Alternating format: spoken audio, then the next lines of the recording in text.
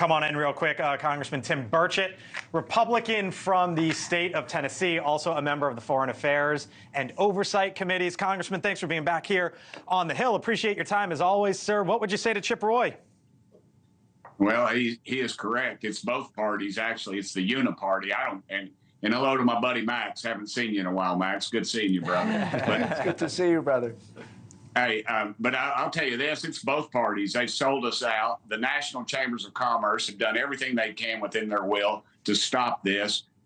In both parties, it's the uniparty. It's not the people like me and Max that, you know, I'm the 435th most powerful member of Congress. These chambers of commerce block national chambers, not your local. But, you know, they want somebody on your roof that if they fall off, they're not going to get, you're not going to be able to sue you because they're afraid they'll be deported.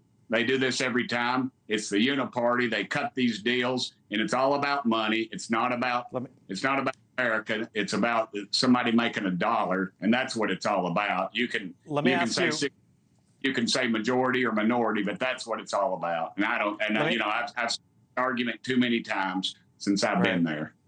Let me ask you about a couple things going on, Congressman. Hunter Biden. You're a member of the Oversight Committee. Hunter Biden today pushing back on the prospect of testifying publicly in a week's time. He gave the closed-door deposition. What would you say to Hunter Biden and his attorney who say they're not showing up publicly on that date or at all? Probably politically it's not a good move, but legally it's a good move because he doesn't want to get on there with Tony Bobolinsky, who he's got a great name, by the way. That's a really cool name. But he doesn't want to get on there with him because this guy can name dates, times, places, amounts of money, who was in the room, who was on the phone, and just down to minute details. And all these other people can do just the same. He doesn't want to have to sit up there and have to defend that without his attorney in his ear. So I would say legally it's the good move. Politically, it's not a good move on the front end because obviously rules for thee, not for me. And you know, he's shirking the committee, and that'll remain to be seen. I think they're running out the clock, though, because I'm like most America, and I'm guilty of this, too. I want my pizzas in about 30 minutes or less, and that's about my dadgum attention span. We're going to move on to another topic pretty soon, and America already has. All right, let me ask you about another topic. You are on the UAP front. Obviously, there's a push now to get a committee formed about this. We had your colleague, Congressman Eric Burlison, on the show the other day, and he said this. Watch. They weren't transparent to us in a SCIF setting, so they could have brought forward evidence. They could have explained what these special access programs actually do, but they are not willing to do that with Congress. He argued essentially that the Pentagon has not been forthright with its report that it released last week that essentially said nothing to see here on UAPs. Congressman, do you feel that the Pentagon is lying? Yeah, they're lying. They look, since 1947, they've told us these things don't exist.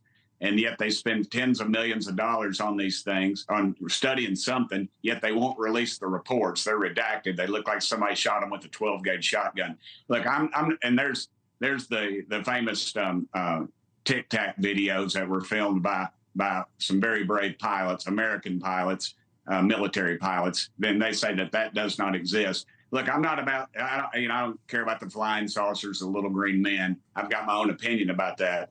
I just want transparency. Why are we spending tens of millions of dollars on these things? And why do we trust a Pentagon that has failed every audit, that has lost over $500 billion in assets, allegedly? And then how do we punish them this last NDAA, a bipartisan bill? We gave them $20 billion new dollars. They're an arrogant bunch. They lie.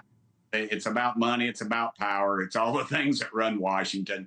And we know it. Over half the American public believes there's something else out there. And honestly, do you think we're the best that God can do? And if UFOs were to come, I guarantee they wouldn't come to Washington, D.C. because there is obviously no intelligent life down there.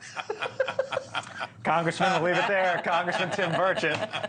Thank you for watching. And make sure you go to joinnn.com to find NewsNation on your television provider.